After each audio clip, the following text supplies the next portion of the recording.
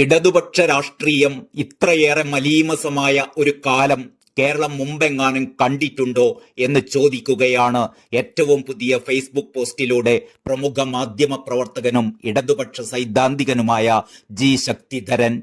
ഇങ്ങനെ പോയാൽ എന്നെങ്കിലും ഈ പാർട്ടി കേരളത്തിൽ വീണ്ടെടുക്കപ്പെടുമെന്ന് ആരെങ്കിലും പ്രതീക്ഷിക്കുന്നുണ്ടോ?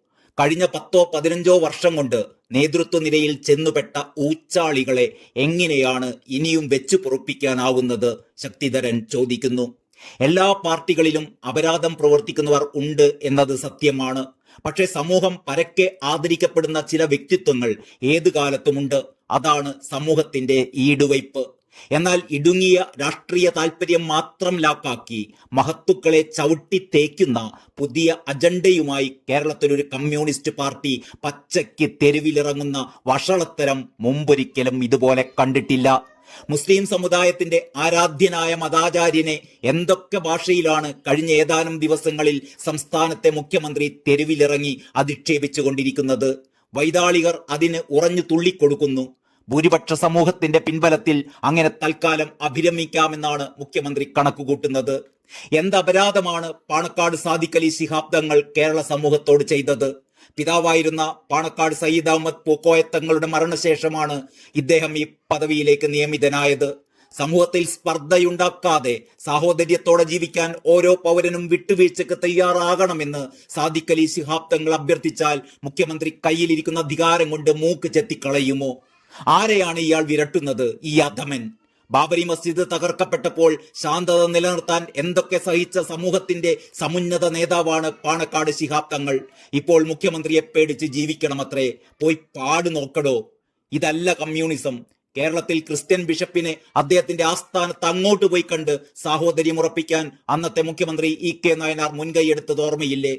അന്ന് അദ്ദേഹത്തിന് സമാദരണീയനായ ഒരു പൊളിറ്റിക്കൽ സെക്രട്ടറി ഉണ്ടായിരുന്നു, എ.പി. കുര്യൻ. മാർപ്പാപ്പയുടെ അടുത്തുവരെ മുഖ്യമന്ത്രി ഇ.കെ. നായനാരെ കൊണ്ടുപോയി. ഇന്നത്തെ മുഖ്യമന്ത്രിക്കോ അധമനായ ഒരു സെക്രട്ടറിയും. മുഖ്യമന്ത്രിയുടെ പേരക്കുട്ടിയെ വരെ ചങ്ങാത്ത മുതലാളിത്തത്തിന്റെ മടിത്തട്ടിൽ കയറ്റിയിരുത്തി അർമാദിക്കുകയാണ്. കോടാനുകോടി കൊയ്തെടുക്കുന്ന ഒരു മുഖ്യമന്ത്രിയും പൊളിറ്റിക്കൽ സെക്രട്ടറിയുമാണ് ഇന്ന്. എന്തൊരപജയം! ഭരണരംഗം അടിമുടി മാറിയിരിക്കുകയാണ്. ഇ.പി. ജയരാജന്റെ ആത്മകഥാ വിവാദം ഇപ്പോൾ മാളത്തിൽ നിന്ന് ഇറങ്ങി വന്നത് നിരുപദ്രവമായിട്ടാണോ? ഒരിക്കലുമല്ല. അതും ടൈംസ് ഓഫ് ഇന്ത്യ പത്രത്തിൽ പൊടുന്നനെ അത് വരുന്നത് യാദൃച്ഛികമാണോ? മണ്ടൻ ഇ.പി. ജയരാജന് അതൊന്നും മനസ്സിലായിട്ടില്ല. ഇനി മനസ്സിലായിട്ട് കാര്യവുമില്ല. പണിയെടുക്കാതെ വീട്ടിലിരുന്ന ഇ.പി. ജയരാജനുമേൽ ഈ അപരാധങ്ങളുടെ മുഴുവൻ പാപഭാരവും കെട്ടിവെച്ചു കഴിഞ്ഞു. അതാണ് CPM-ന്റെ ശൈലി. ഇങ്ങനെയാണ് എം വി ഗോവിന്ദൻ കോടികൾ മുടക്കി പാർട്ടി പിടിക്കുന്നത്. ഗോവിന്ദന്റെ പേരിൽ ഒരപരാധവും ഒരു പത്രവും എഴുതില്ല.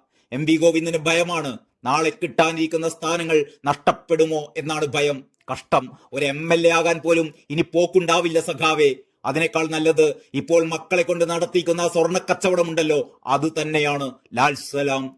ഇത്രയുമാണ് ജി ശക്തിധരന്റെ ഫേസ്ബുക്ക് പോസ്റ്റ്. CPM-ന്റെ എല്ലാ ഉള്ളറ രഹസ്യങ്ങളും ഇത്ര കൃത്യതയോടെ തുറന്നെഴുതാൻ ഇന്ന് ജി ശക്തിധരനല്ലാതെ മറ്റാരുമില്ല. അതുകൊണ്ട് തന്നെയാണ് ശക്തിധരന്റെ കുറിപ്പുകൾക്കായി ഇടതുപക്ഷത്തുൾപ്പെടെയുള്ളവർ കാത്തിരിക്കുന്നതും. തുടരുക സഖാവേ എന്ന് മാത്രം അഭ്യർത്ഥിച്ചുകൊണ്ട് തൽക്കാലം നിർത്തട്ടെ. നന്ദി, നമസ്കാരം.